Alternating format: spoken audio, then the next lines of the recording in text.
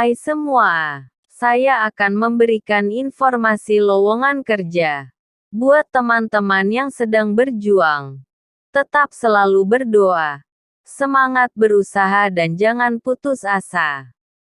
Semoga informasi yang saya berikan dapat bermanfaat bagi kita semua.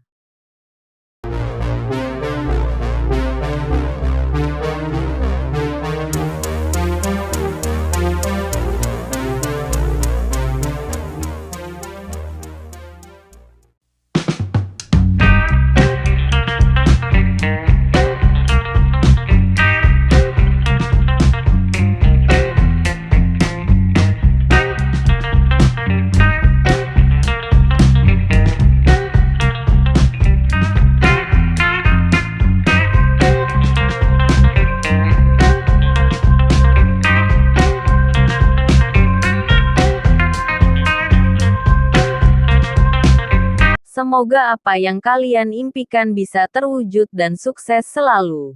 Terima kasih. Salam sukses.